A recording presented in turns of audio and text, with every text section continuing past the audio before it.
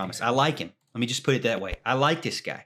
This is more of just diamonds in the rough, I think. What do you guys think? Diamonds in the rough coming in late? I mean, I think that's the one thing that people forget is everyone sees the short numbers and everything, but people forget that Dabo Swinney has a keen eye of finding diamonds in the rough, and this has happened plenty of times before. I'd like to point out that if Clemson finishes with Cole Turner, Myles Oliver, Jaheim Lawson, T.J. Dudley, Caden Story, and Andrew Paul, could that be – and Kylan Griffin – could that be the greatest post-first signing day haul in this brief history of two signing days?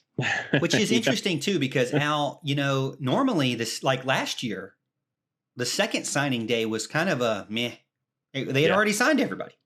Yeah, and look, hey, I'm all for that. Honestly, I'm all for the second signing day being meh, and mainly because Look, I don't like to play this game. I don't like to play we need somebody when it's on the defensive line, okay? Whether it's tackle, whether it's end. I don't like that because usually the guys worth having are already had by this time.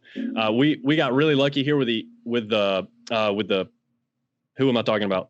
Story. Caden Story guy. Hello. Caden Story. And that's not even assuming. We don't even know if he's coming yet. We don't. Yeah. And by the way, you didn't mention this. I think you were questioning this earlier, but I'm pretty sure he is visiting this weekend. As a matter of fact, I think somebody got in the chat. I think it was maybe Anthony that got in the chat and said he's visiting this weekend. That's what I heard as well. So I do think he's coming, which is a great thing. As long as you got it from the chat, Al. That's right. I got it from the chat. So also, look, you can play this game. You can play hey, what's available late with the defensive backs? There's a lot of talent still out there. There's a lot of guys still out there. But when it comes to the guys on defensive line, defensive tackle, defensive end, there's just not many of those guys available, not ones that are difference makers. You can still find talent in the DB pool. Clemson has done this late for years. Even when there wasn't a first signing day, they've always signed people late. And that's great. They always kind of find those guys. And I think Myles Oliver could potentially be another one. Well, let's get to it, fellas, because we're past time, and this guy's great. I want to get to his film. Okay, Myles Oliver, 6 foot. Now, it says 6'1" on his highlight, which, they always like to, give a little bit here or there on their height and weight. But 6 foot, 170 pounds, cornerback, Douglas County High School, Douglasville, Georgia, 3-star. And he committed to Clemson on January 14th. Now, when you look at his film, this is what stuck out to me first. He can play free safety, cornerback, punt returner, and quarterback. Okay, so he plays all over the field, and he is really, really good. Now, his team is not one of the better 6A Region 5 teams in Georgia, but he does play in a very competitive league. So that's one thing to note. They went 8-4 last year, didn't get to the playoffs, I don't believe, but he was one of their superstars. And let's just watch some of this film here. So again, Myles Oliver, recent commit to Clemson, cornerback. You see him here highlighted as a safety back there, just reading the quarterback's eyes and movement for the pick six. Now you're going to see a ton of these pickoffs.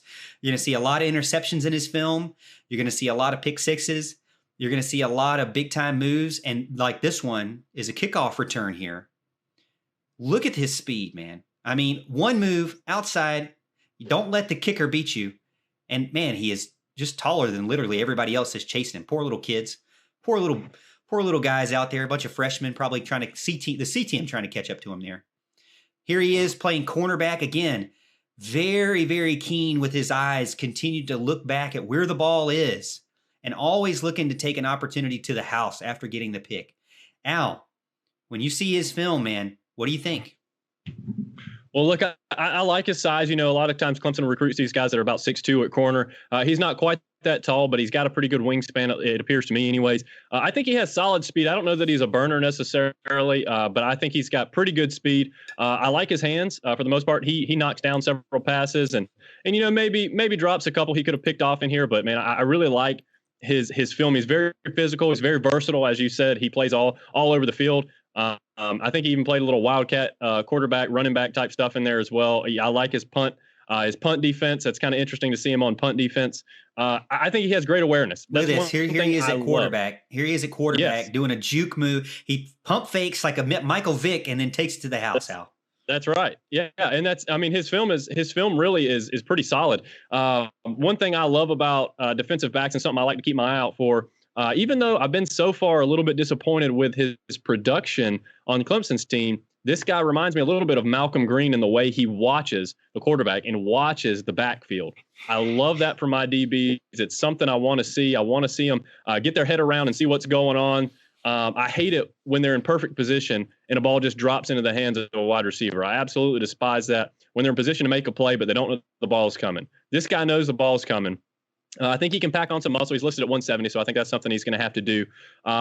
I think he's being recruited at corner. I don't really know the inner workings of Clemson football, obviously, and what they're thinking. I think the way he plays and his speed in particular kind of really makes him ideal for safety. So I'm interested to see what Clemson does with him long term. But this is certainly a good pickup. Yeah, I mean, again, you're just seeing. I got written down ball hawk, do it all type guy. If you are familiar with him and you're from Georgia, you've seen him play. You have to know that he within the first quarter he is one of the stars, or if not the superstar on that team. Houston, you agree? Yeah, I mean, here's the thing. I know that we want to talk about, well, he may not be the best on the best team per se, but Jaden Lucas played for Malden, and I think we can all agree when you compare Malden to Dorman or Burns or Gaffney, it's not necessarily the strongest team in the league.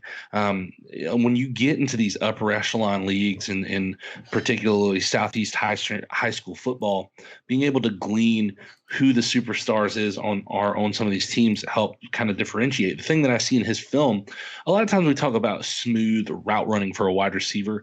He's a smooth coverage guy. I mean, like you said, the first thing that I noticed was his interceptions weren't him making some freak physical play or anything like that. It was him reading the quarterback. Mm-hmm. And that's what really jumped out to me. I think that's something that if he's able to carry into college and build on that, he could see early playing time with that. I'm not saying starter or anything like that. And he's not quite a burner or like Al said, but he's very smooth with the way that he covers, with the way that he moves. He's very calculated. He's very he's very thoughtful as far as what he's doing on his assignment. And that's something that is incredibly well above your years if you're talking about someone who plays on a high school defense. Yeah, I mean, to me, again, there's really not much to hate about this guy. I mean, you go in and you say, I think you get kind of spoiled, which we kind of realize this year, but you're like, well, you got to have a 5-star. You got to have a 4-star. If you don't have those, then you're failing. You got to get everybody by December 15th. If you don't have that, then you're failing. Well, I would agree with Al. It's not ideal. The most ideal thing is to have everybody that wants to be on your team commit, immediately when you go visit them the first time. But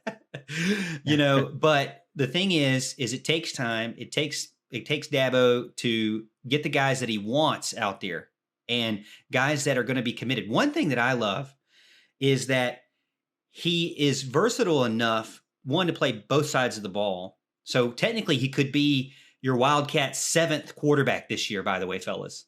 Everybody's talking about Will Taylor. This guy could come in and play Wildcat if you need a Wildcat. You know what I mean? But the thing is, the fact that he is that versatile, I don't know where he'll eventually end up, like Al said, but you got to love that he can play special teams, and he seems to be just loving it when he's out there on the field. If you got a guy who is willing to play where the team needs him to be successful, I mean, that's really all you can ask for.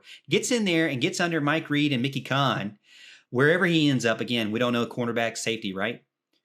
But you gotta like your chances with the development. I mean, if you're a cornerback or a safety, there is no reason for you not to want to come to Clemson. I mean, you're going to get there and be developed by some of the best coaches out there. And as Chat's saying, look at all the guys: Booth, Makuba, Mickens. You got Turner, who ended up doing well. You've got, AJ Terrell. You got all these really good corner. I mean, we could even keep going with the cornerbacks.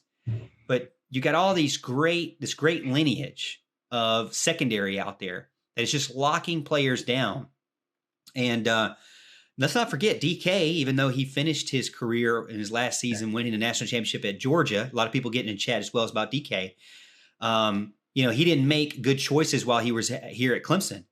But you can't say that he wasn't a great development. He started out as a 5-star wide receiver and did what he needed to do for the team and switched to cornerback and ended up being one of the best cornerbacks in the nation this past season and was great for Clemson. Now, albeit, everybody beats up on him about the LSU game or whatever, but, it is what it is sometimes when you're in the playoff situation. But you got to love what you see with this Myles Oliver, with Cole Turner, with Caden Story possibly coming. A lot of great excitement around the Clemson football program. Man, you really got to love it, guys. I mean, this is exciting stuff. It's exciting time.